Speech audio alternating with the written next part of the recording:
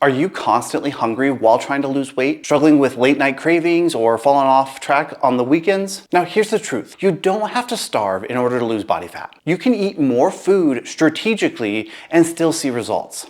I've coached hundreds of clients through fat loss phases, and I'm currently 8 pounds down in the past 6 weeks using these exact strategies. In this video, I'm going to break down a simple framework that you can use to stay full and satisfied every day while dieting and not having to rely on just willpower and sheer discipline alone. Here's what we'll cover: how protein helps, why fiber and volume matter, and how to build balanced meals that actually keep you full. Plus, if you want examples of how I use this framework to build meal plans, click the link below and I'll send a meal plan to your email address every week for the next 4 weeks. The best way to demonstrate this concept of how to eat more while trying to lose weight is to actually show you 2 different example days of eating. One we could call the highly processed. This meal plan probably doesn't have a ton of fiber, doesn't have a ton of protein, not a ton of volume. Then you have your whole food option, less processed, right? More fiber, more protein, more overall volume. And we're gonna look at the 2 differences between the 2. Now, before we jump into that, let's talk about the similarities of the 2. Between each meal plan, they're both roughly about 2,100 calories. About 2,102 calories for the minimally processed meal plan, and then there is about 2,175 for the highly processed plan.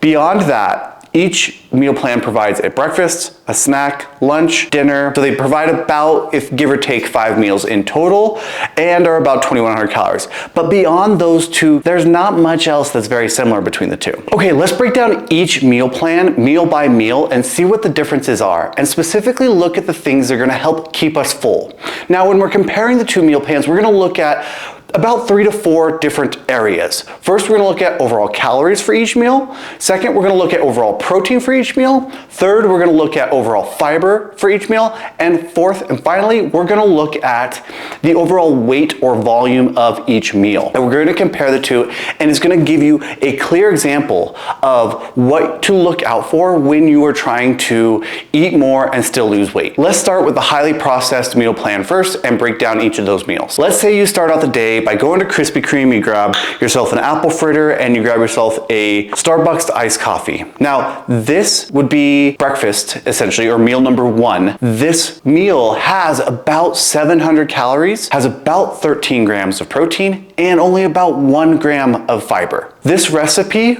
weighs, specifically the apple fritter, weighs about 113 grams. Now, because this is liquid, I'm only counting the grams that are coming from the actual sugar, so it's an extra about 55 grams of sugar added to this. So a total weight of about 180 grams. Okay, so after you're done with breakfast, let's say you go and grab a snack, or you brought yourself a snack. So you grabbed a Boba's oatmeal bar, and each one of these, this is actually 2 servings, but we'll say it's 1 for now, and it is about 180 calories per serving.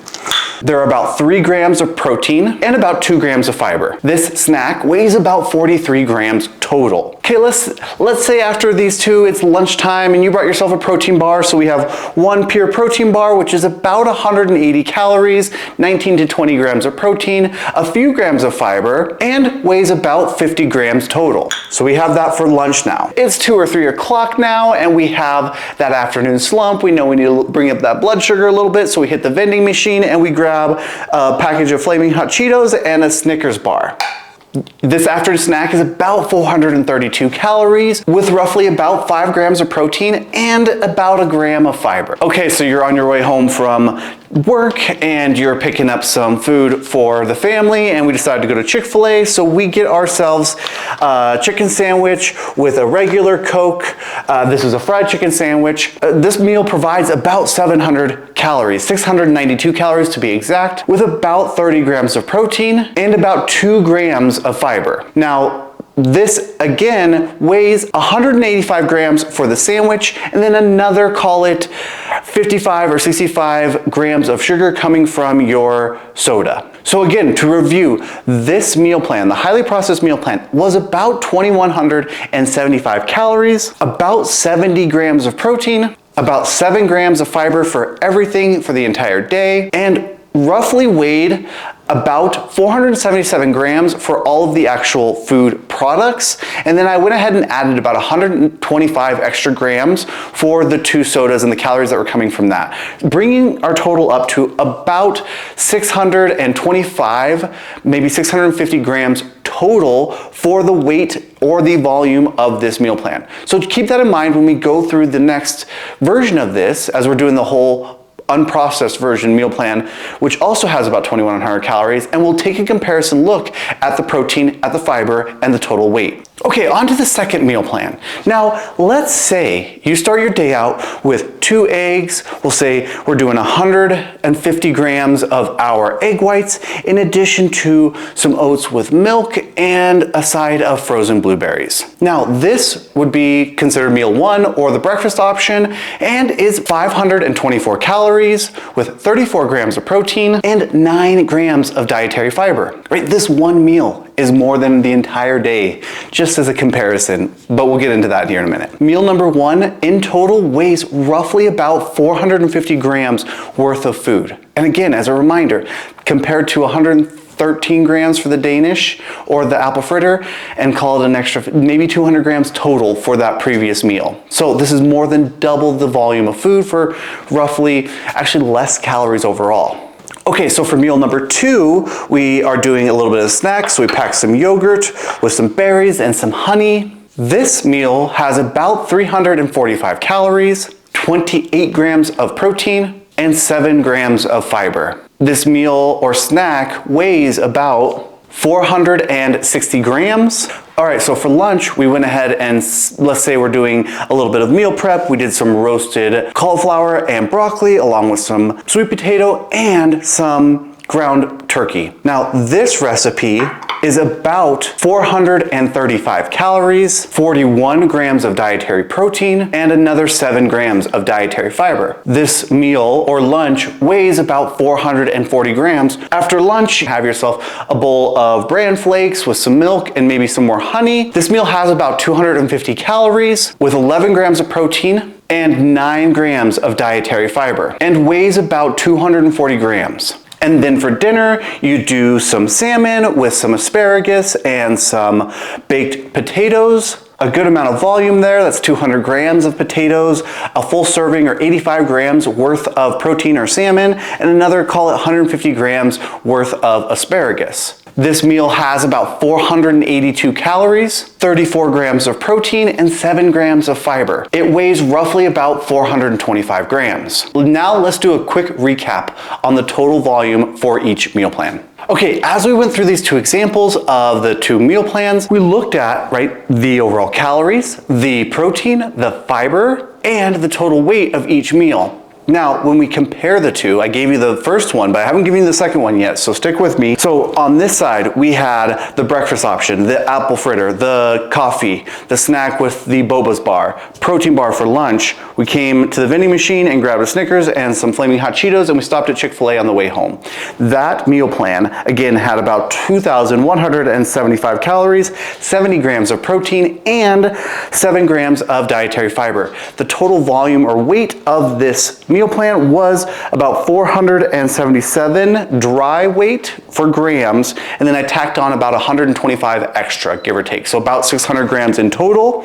Now, on for our whole food meal plan. Now, before we get into this, I bet you can guess, more or less. Let's get into it. So on this side, we had about 2,102 calories, 151 grams of protein, so more than double the amount of protein from the highly processed version, about 41 grams of fiber. That is 6 times as high, 7 times as high as this side over here, and weighed about 2,015 grams. So we had 600 grams over here, and that was being generous, and we had over 2,000 grams here. Almost 4 times as much food as over here. That is the difference between the 2. And so when you're asking yourself, how do I eat more and still lose weight?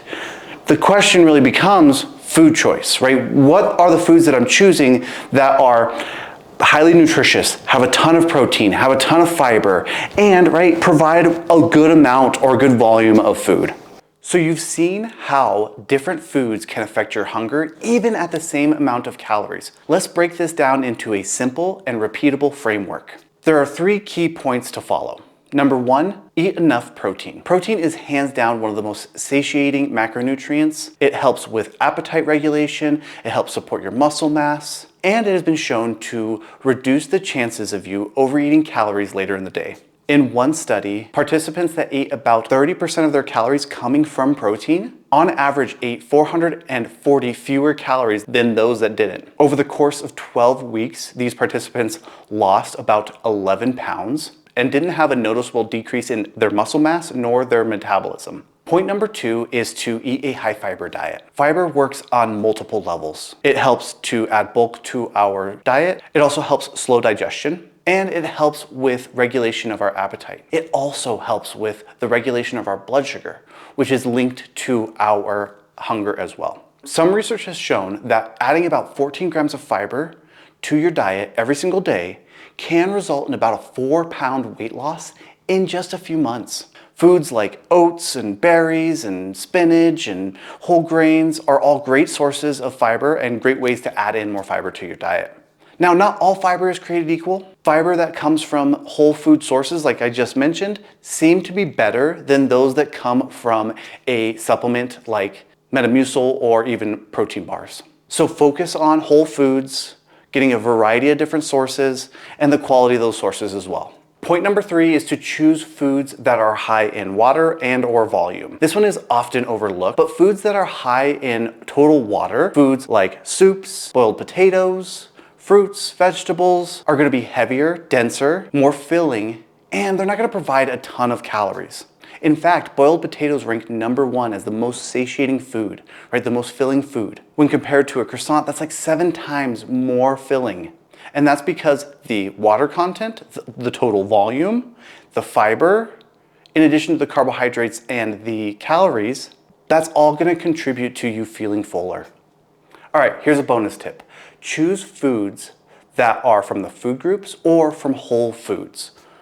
Foods like lean proteins, whole grains, fruits, vegetables, low-fat dairy, nuts and seeds, beans and legumes. These are all going to provide your body not just with calories and your macronutrients, your protein, fats, and carbs. This is going to provide you with the fiber, the vitamins, the minerals, antioxidants, everything that your body needs, which is also going to help tell your body, hey, I'm getting what I need, and it's going to stop or slow some of those cravings. All of which is going to help you stay within a calorie budget just a little bit easier, especially while dieting. So if you're tired of always being hungry while you're dieting, stop restricting and start thinking about adding foods that your body can use, which will help stop those cravings and that overeating later on. So why does this work? Because when you eat this way, a diet that is high in protein, high in fiber, tons of water and volume, and is mostly from whole foods, you're hitting on every major system that regulates your appetite. First, we have the mechanical fullness. When you eat foods, especially high volume foods like fruits, vegetables, big meals, it physically stretches out your stomach, which sends a signal to our brain that says, hey, I'm full, I'm good, I no longer need to eat. Number 2 is hormonal signaling. A nutrient-dense, balanced diet helps regulate some of our hunger hormones. Things like ghrelin, the I'm hungry hormone, or leptin, the I'm full hormone. Over time, eating this way, a high nutrient balanced diet, is going to help how your body responds to these signals. Number 3 is blood sugar regulation. When you eat a nutrient-dense, balanced diet, you prevent the blood sugar roller coaster where you eat something high in sugar and your blood sugar spikes and then it crashes but a few hours later and you are having a ton of cravings and super hungry again. By eating the balanced, nutrient-dense diet, we avoid that, which is going to help prevent those cravings and overeating or wanting more food later on. And number 4 is nutrient signaling. Your body can tell when it's getting what it needs. And when it gets what it needs, it turns off or at least turns down the keep eating signal. Now let's pull this all together. You can go down 2 different paths. Option A is a processed food diet, low in fiber, low in water, low in protein, low in nutrients, and it really doesn't trigger the fullness cues effectively. And that's why you're always gonna keep reaching for more and more food. Then you have option number 2, which is a whole food balanced diet, providing your body with everything that it needs, protein, fiber, nutrients, water, high volume, checking every single box that your body needs when deciding if it's going to keep eating or not. That's how you eat more and still lose weight, because you're actually giving your body what it needs to feel full.